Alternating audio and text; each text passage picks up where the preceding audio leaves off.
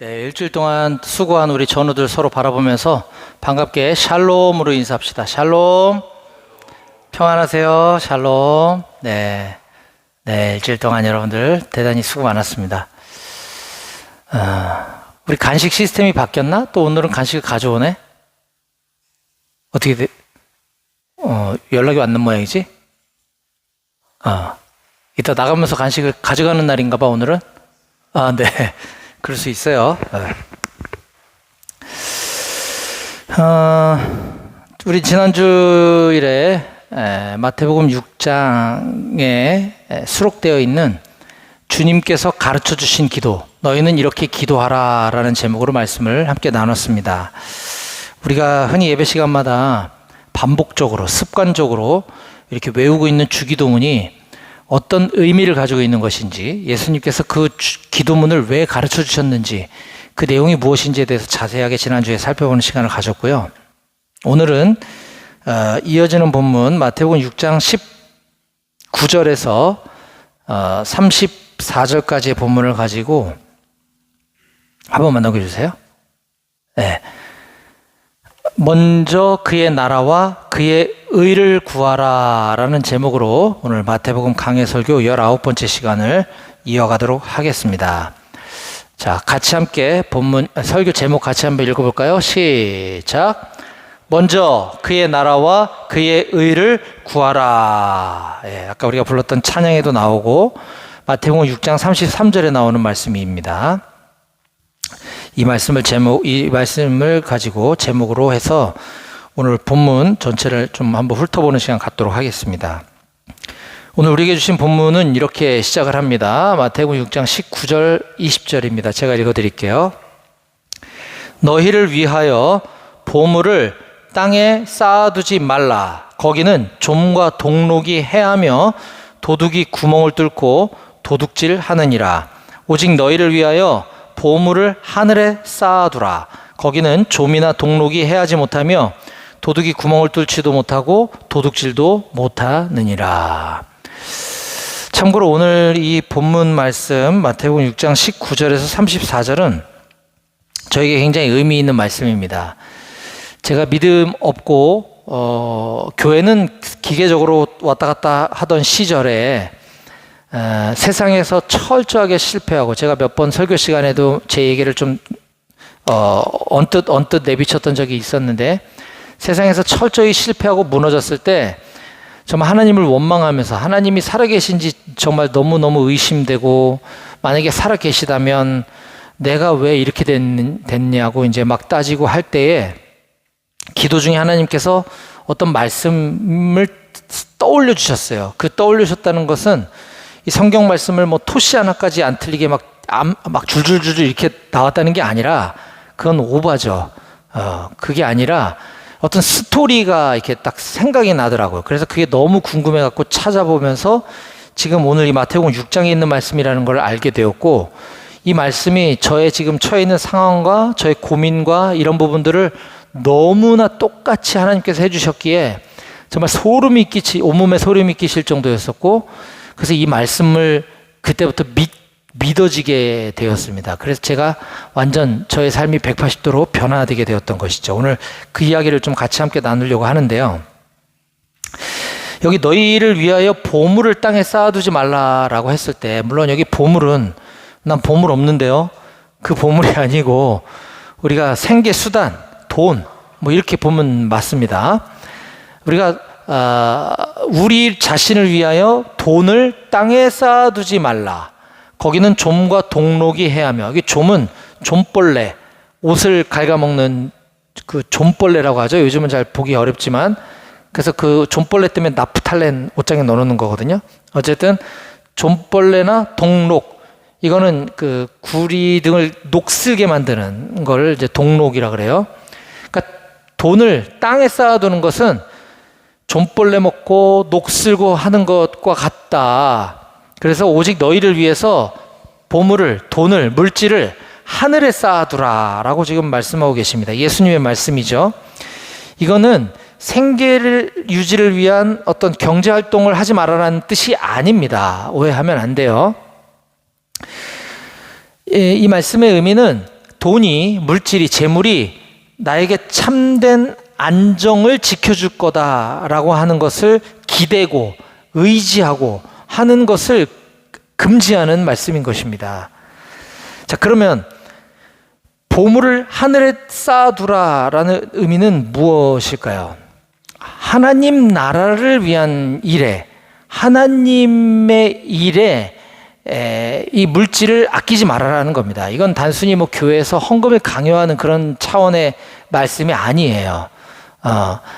내가 예를 들면 그런 일이 저한테도 많이 일어났어요. 이제 아까 그 힘든 시간들을 통해서 내가 하나님을 만났고 그 이후에 갑자기 상황이 나아지진 않았지만 여전히 내 삶은 경제적으로 어려웠지만 내 주변에 어려운 사람을 보게 됐을 때 그거를 쪼개서 도와줄 수 있는 것, 이것이 보물을 하늘에 쌓아두는 것입니다. 나를 위해서 쓸 돈도 없는데 정말 애 셋이 있는 식구가 집이 넘어가가지고 잘 곳도 없고 뭐 먹을 쌀도 없고 이런 사람들을 외면하지 말라는 거죠. 그래서 뭐 회사에서 작은 보너스가 나온다든지 뭐 어디서 뭐 이렇게 뭐 쌀이 들어온다든지 그러면 그걸 이렇게 나눠주고, 또 기타를 저는 뭐 2세대 갖고 있는데 찬양을 좋아하는데 그분이 뭐 기타 살 돈이 어디 있겠어요. 먹을 쌀이 없는데. 그럼 내 기타 한 대 드리고 뭐 이런 거죠. 예를 들자면. 그리고 뭐 선교사님을 돕는다든지 뭐 많을 겁니다. 하늘에 보물을 쌓아두는 것, 하나님 나라를 위해서 쓰라 하는 것이죠. 자, 21절. 내 보물 있는 그곳에 내 마음도 있느니라. 여러분들, 내 보물 있는 그곳에 네 마음도 있느니라. 이 말씀 믿으십니까? 믿어지시면 아멘 하셔도 됩니다. 예, 이렇게 얘기하면 아멘 안 할 수가 없어요. 아멘을 하게 되죠. 아마 많은 크리스찬들이 이 말씀, 뭐 이 말씀뿐이겠습니까? 하나님의 말씀이니까 당연히 믿어야 되겠죠. 그런데 저는 실제로 많은 이들이 이 말씀을 잘 믿지 않는 것 같아 보여요. 저도 그랬으니까. 금리가 오르고, 금리가 오르면 이자가 부담이 커지잖아요. 그리고 물가도 오르고 또 경기는 침체되고 이러다 보니까 자꾸 이제 대체 투자처를 찾게 됩니다. 물론 이제 주식시장이 요즘은 좀 화랑이라서 많은 사람들이 주식으로 이렇게 재테크를 많이 옮겨가고 있는데,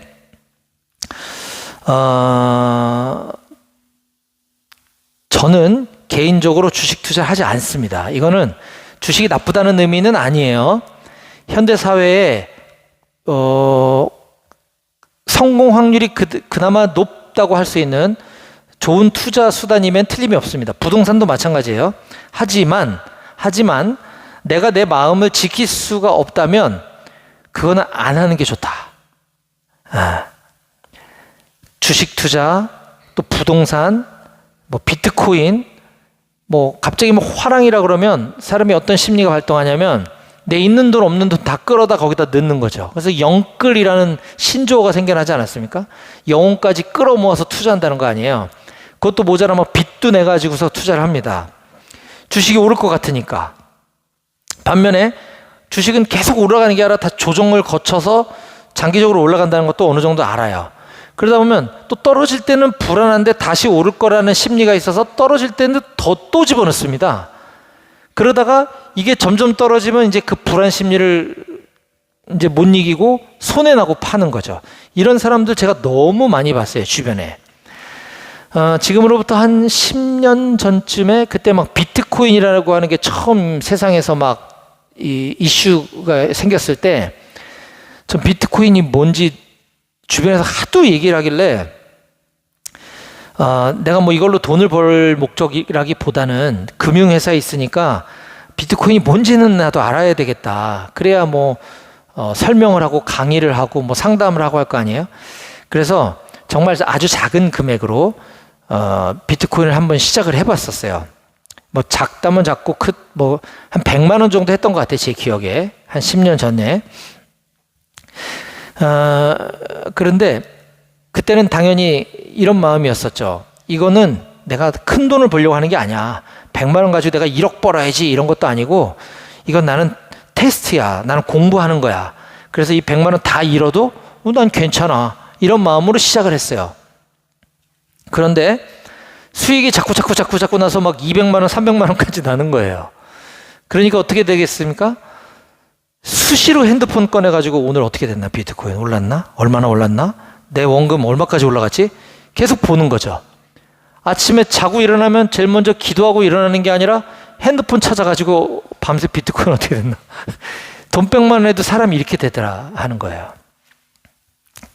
그때 저는 정말 제 자신이 너무 후회스럽고, 야, 이게 이래서 돈이, 물질이 우상이 되는 거구나라는 걸 그때 깨달았습니다. 물론 모든 사람이 다 저 같지는 않을 거예요. 하지만 저는 내가 하나님을 생각하고 하나님을 찾아야 될 이 시간에 내가 비트코인 그 등락을 보고 있는 제 자신이 이건 위험하다, 내가 더 이상 하면 안 되겠다 해서 그때 막 올라갈 때는 올라가는 대로, 떨어지면 또 떨어지는 대로 불안하니까 또 쳐다보고, 그래서 제가 딱 털고 나왔던 적이 있습니다. 제 주변에도 주식하시는 분들 중에 저보다 훨씬 똑똑하고 시장의 흐름 잘 알고 하시는 분들도 아까 얘기한 것처럼 처음에 동기가 어떠했는지 모르겠어요. 하지만 올라갈 땐 올라가는 대로, 떨어지면 떨어지는 대로 막 영끌 해가지고서 투자했다가 나중에 정말 빚만 남는 경우를 제가 종종 보았습니다.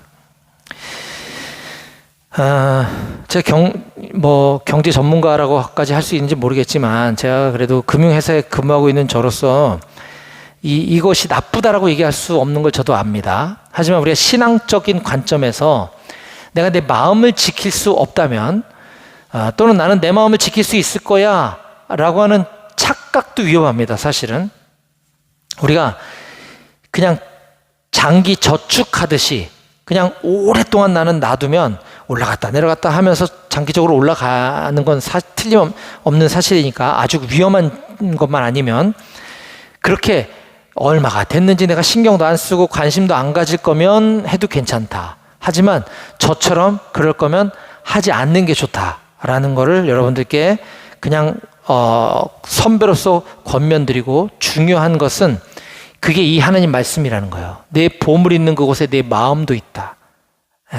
비트코인 투자한 그곳에 제 마음이 거기가 있는 걸 제가 발견하게 됐다라는 것이죠. 24절 보겠습니다. 한 사람이 두 주인을 섬기지 못할 것이니 혹 이를 미워하고 저를 사랑하거나 혹 이를 중히 여기고 저를 경히 여김이라. 너희가 하나님과 재물을 겸하여 섬기지 못하느니라. 여기 두 주인을 섬기지 못한다라고 할 때 이 두 주인이 뭔지에 대해서 설명해 주고 있죠. 하나님과 재물. 우리는 하나님을 섬기는 사람들입니다. 맞죠? 예. 우리가 재물을 섬기는 사람입니다라고 얘기하지 않아요.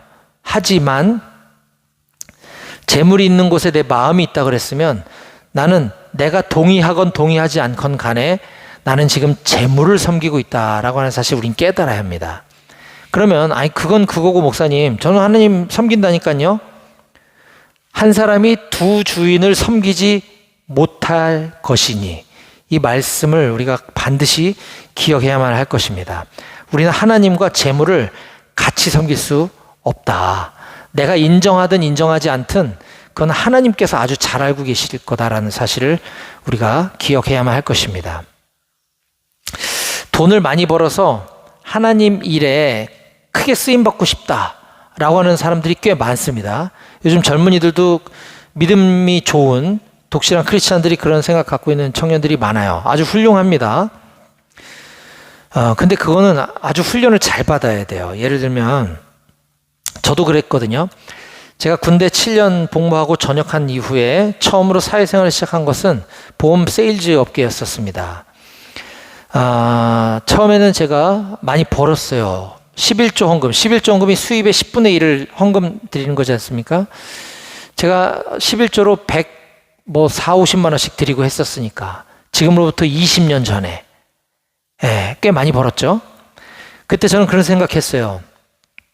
많은 교회가 그렇듯이 저희 교회도, 제가 평신도였을 때 상가에 이렇게 임대 얻어서 하고 있는 작은 교회였었습니다. 내가 돈 많이 벌어서 헌금 많이 해가지고 우리 교회 건축할 거야. 그리고 내가 해외 선교사님들 10분을 내가 책임질 거야. 라고 하는 어떻게 보면 좋은 꿈을 갖고 있었습니다. 그런데 얼마 지나지 않아서 그것은 그냥 내가 돈을 많이 벌기 위한 하나의 합리화라고 하는 것을 하나님 깨닫게 해주셨어요.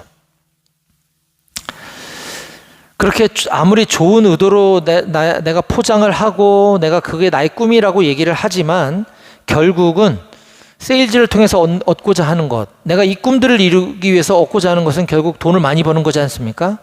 그 돈이 나의 우상, 나의 주인이라고 하는 사실을 하나님께서 깨닫게 해주셨던 거죠. 오늘날에도 비즈니스 선교가 어떻게 보면 많은 관심을 갖고 있는 것이 사실입니다. 비즈니스 선교. 뭐냐 하면 크든 작든 사업, 비즈니스를 통해서 돈을 많이 벌고 혹은 전문직, 의사, 변호사, 전문직을 통해서 내가 돈을 많이 벌건 사업을 통해서 돈을 많이 벌건 그걸 통해서 하나님의 일을 하겠다라고 하는 비즈니스 애즈 미션이라고 하는 비즈니스를 통한 선교, 비즈니스 애즈 미셔너리라고 하는 것이 굉장히 많은 관심을 갖고 있는 것이 현실입니다. 오래됐어요. 그런데 이걸 소위 BAM, Business as Mission, BAM이라고도 하고 Business as Missionary를 BAM라고도 하는데 저는 그렇게 생각합니다. 저도 그런 단체에서 봉사도 했었고 그런 단체를 통해서 그 전문직 종사하시는 분들과 같이 어울려도 봤어요. 그런데 그분들 다 목표는 똑같죠. 비즈니스를 통한 하나님의 나라의 확장, 비즈니스를 통해서 어려운 이웃을 돕고 복음을 확장하는 게 그들의 목표고 꿈인데 결국 그렇게 선한 동기를 가진 사람들끼리 연합하고 협력하고 동업을 하다가 뭔가 하나 삐꺼덕하면 나중에 서로 손가락질하고 욕하고 고소고발하고 하는 것을 제가 너무 많이 봤다는 거예요. 제가 믿기로는 비즈니스 애즈 미셔너리도 비즈니스 선교사이지 않습니까? 해외에 나가 계신 분들도 해외 선교사.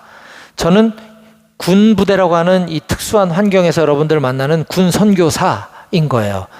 선교사는 하나님께서 특별하게 부르신 사람이 그 사역을 하는 것이지 내가 하고 싶다고 막 알아보고 찾아다니고 해서는 안 되는 것이다 라는 겁니다.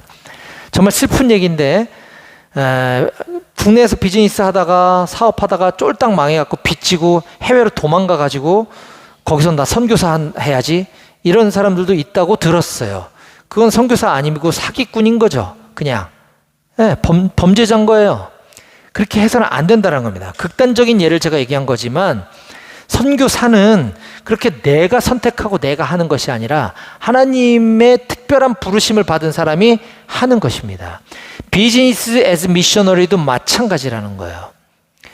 내가 비즈니스를 통해서 돈을 많이 벌어야지 그냥 돈 많이 벌어야지까지 하는 건 모르겠는데 그 돈으로 하나님 일 하는 거 좋은데 이게 나의 꿈이야 목표야 라고 하는 순간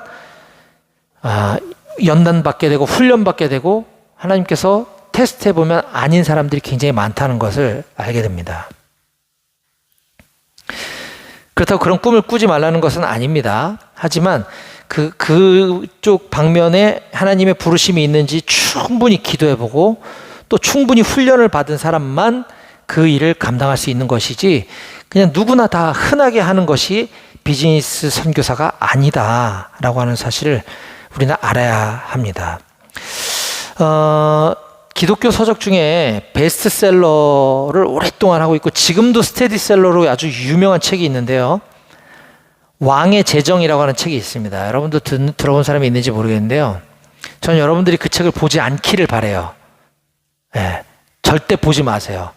아주 나쁜 책입니다. 김미진 간사님이라고 예수전도단 간사 출신의 분이 쓰신 책인데 그분이 저랑 비슷하게 아니 저보다 더 심한 경제적인 실패를 경험하고 좌절을 경험하고 하나님께서 주신 지혜로 그것을 극복하고 반전을 이뤄내고 엄청난 부자가 된 그거를 그냥 자기 간증처럼 수필처럼 썼으면 감동이 있었을 텐데 그거를 원리로 만들어서 성경 구절을 갖다 끌어다가 이렇게 해서 이렇게 하면 돈을 벌 수 있다라고 그냥 기복을 부추기는 기복주의 서적에 불과합니다. 저 그 책 다 읽어봤는데 정말 너무너무 화가 치밀어 올라가지고 정말 주체할 수가 없더라고요. 그 왕의 재정이라고 하는 세미나도 많이 있습니다, 지금. 근데 비판적인 시각도 있는데 비판적인 시각들은 드러나지가 않아요. 저처럼 비판적인 시각들은 드러나지 않고 그냥 사람들의 열광에 지금도 기독교 서점에 베스트셀러로 판매되고 있는 것이 정말 통탄스럽습니다, 저는. 그분의 이 반전, 그리고 그 힘들었던 어려운 상황 속에서 하나님의 인도하심으로 그가 반전을 이뤄내서 성공했다라는 사실을 저는 뭐 거짓이다, 믿지 않겠다라고 하는 것이 아닙니다. 근데 하나님이 일하시는 방법에는 사람마다 다 달라요. 근데 자기가 경험한 아주 작은 것들을 일반화, 객관화 시켜서 이걸 강의하고 가르치고 이렇게 살라고 하는 건 매우 잘못된 행동이다. 그럼 비성경적이다라는 거예요. 근데 안타깝게도 여전히 많은 그리스도인들이 이 책에 열광하는 이유는 저는 하나님과 재물을 겸하여 섬기려고 하는 것이기 때문이다라고 생각합니다.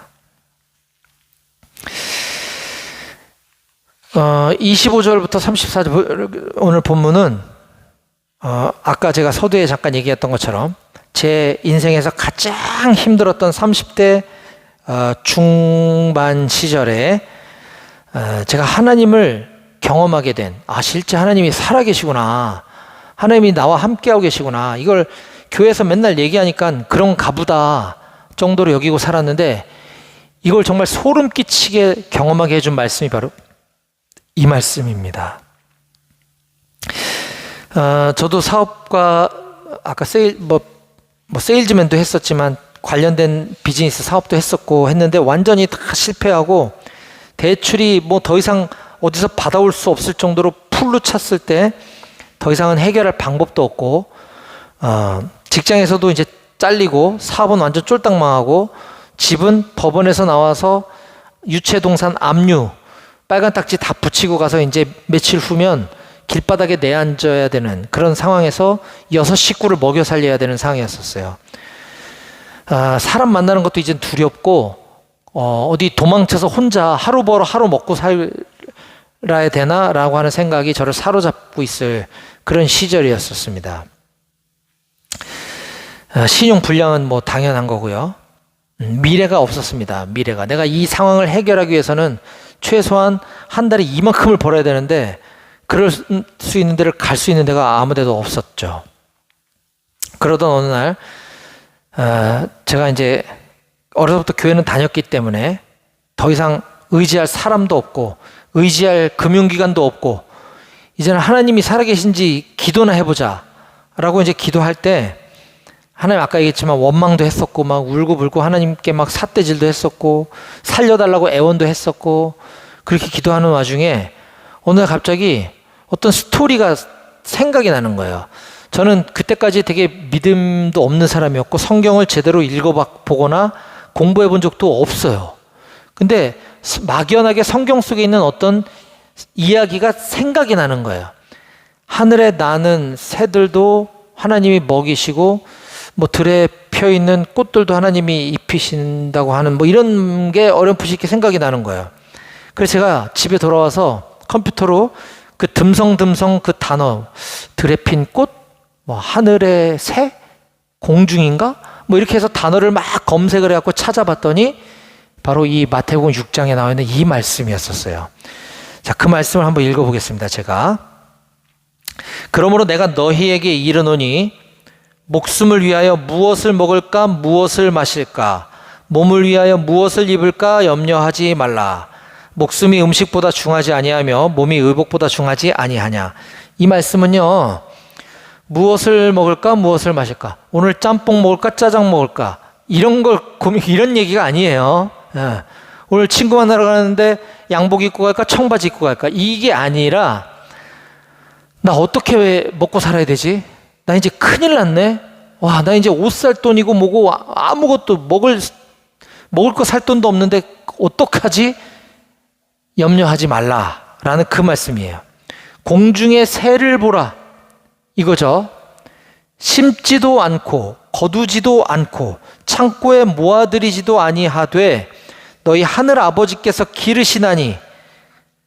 새들은 자기가 뭐 수고하고 노력하고 뭐 이런 게 아닌데도 하나님께서 길러주시는데 너는 이것들보다 더 귀한 존재 아니냐.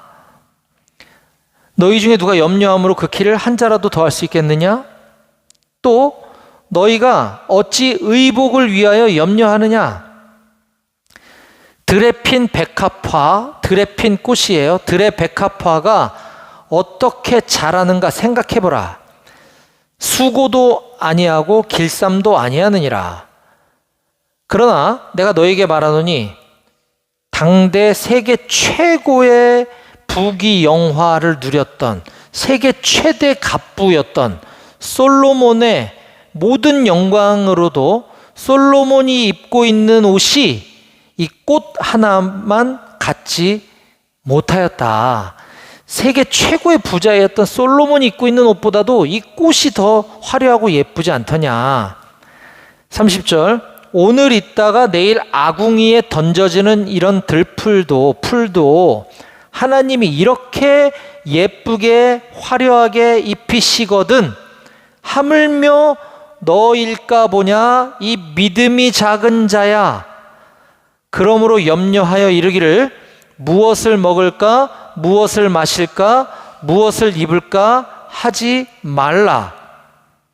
이는 다 이방인들이 구하는 것이라 너희 하늘 아버지께서 이 모든 것이 너희에게 있어야 할 줄을 아시느니라. 이미 너가 뭐가 필요하고 너가 뭐가 부족하고 네가 뭘 때문에 힘들어하는지 하나님 다 알고 계셔. 같이 읽어봅시다. 시작. 그런즉 너희는 먼저 그의 나라와 그의 의를 구하라. 그리하면 이 모든 것을 너희에게 더하시리라. 아멘. 아멘. 전 정말 소름이 끼치는 줄 알았어요. 아니, 내가 지금 처해 있는 상황을 하느님이 알고 계시네? 지금 나한테 하고 계시는 말씀 아니야, 이거? 네.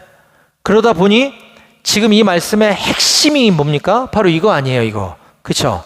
이 앞에 있는 것들을 다 열거한 다음에 그러므로 너는 먼저 최우선적으로 그의 나라와 그의 의를 구하라. 그리하면 그의 나라와 그의 의를 구하면 이 모든 것, 먹을 거, 입을 거, 마실 거, 입을 거, 생활 뭐 필요한 것들, 너의 문제들, 너의 빚, 이 모든 것을 하나님이 다 해결해 주시겠다는 거예요. 그래서 이제 그때부터 그의 나라와 그의 의를 구하는 게 뭐지 그러면? 어떻게 사는 거지? 이거 가지고 엄청 고민하고 찾아다니고 물어보고 막 성경 막 뒤지고 엄청 했었어요. 왜냐면 이게 열쇠니까. 그의 나라와 그의 의를 구하라. 이 열쇠가 풀어지면 나의 모든 상황들이 다 해결되겠구나. 앞에 하나님이 잔뜩 그렇게 말씀하셨잖아요. 자, 그럼 그의 나라, 그의 의를 구하는 게 무엇인지 여러분들 이미 설교 시간에 저한테 다 들었어요. 근데 제가 오늘 다시 한 번 더 강조해서 그 비법을 공개하겠습니다. 먼저 그의 나라는 하나님의 나라죠. 그렇죠? 그의 나라 하나님의 나라잖아요. 내 나라가 아니에요. 하나님의 나라를 구하라. 이게 뭔가? 우리 다 지난번에 배웠던 말씀입니다. 마태복음 4장 17절. 이때부터 예수께서 비로소 전파에 이르시되 회개하라 천국 하나님 나라가 가까이 왔느니라. 이렇게 말씀하고 돌아다니시니까 바리새인들이 하나님의 나라가 도대체 언제 임하는 거냐 그러면 이렇게 물으니까 예수님께서는 하나님의 나라는 볼 수 있게 임하는 게 아니야. 그리고 여기 있다 저기 있다고도 못하리니 하나님 나라는 너희 안에 있어. 예수님이 회개하라 천국이 가까이 왔다. 자꾸 가까이 왔대. 그러니까 언제 오는데 그러면 몇 년 몇 월 며칠이야 했더니 그거는 눈에 보이게 오는 게 아니야. 그래서 몇 년 몇 월 며칠이라고 할 수 있는 게 아니야. 그리고 하나님의 나라는 한국에 임한다, 미국에 임한다, 이스라엘에 임한다라고 할 수 있는 게 아니라 너희 안에 있다. 이 말씀의 의미는 우리가 하나님의 통치, 하나님의 지배, 하나님께 내 인생의 주인 자리를 내어드리는 삶을 산다면 그것이 하나님 나라의 삶을 사는 줄 믿으시기 바랍니다. 아멘. 네. 여러분들 4월 30일 날 선배님들, BBB 선배님들 오셔서 그 사형 읽어줄 때 내 마음의 왕좌에 내가 앉아 있습니까? 주님이 앉아 있습니까? 물어보는 게 그거잖아요. 내 마음의 왕좌에서 내가 주인된 삶을 사는 것과 내가 내려와서 내 인생을 아버지께 맡기는 삶, 이것이 하나님 나라를 구하는 사람의 삶의 모습인 것입니다. 아멘. 예, 그렇습니다. 그러면 하나님의 의는 무엇이냐? 이것도 제가 이미 소개했던 말씀이에요. 반복되는 말씀 매우 중요하다는 걸 알 수 있죠. 고린도후서 5장 21절입니다. 하나님의 의, 그의 의, 하나님이 죄를 알지도 못하신 이를, 이게 누구예요? 예수님이죠. 예수님이 무식해서 죄를 모른다는 뜻이 아니라 죄와는 전혀 상관없는, 죄하고는 아예 거리가 먼 분이 예수님이신데 그분이 우리를 대신하여 죄로 삼으신 것은, 예수님에게 죄인이라고 뒤집어 씌워주신 것은, 우리를 대신해서 죄값을 대신 지불하고 십자가에 사형당해 죽게 하신 것은 우리로 하여금 예수 그리스도 안에서 하나님의 의가 되게 하려 하심이라. 아멘. 예. 하나님의 의, 그의 의는 바로 예수 그리스도이신 것입니다. 우리가 그의 나라를, 그의 의를 구하라 라고 할 때 우리가 예수 그리스도를 찾고 구하고 두드리며 사는 여러분들이 다 되시기를 축복합니다. 아멘. 예. 자, 그렇게 그의 나라와 그의 의를 구하라. 알겠습니다. 오늘 배웠으니까 이제 그렇게 살아볼게요.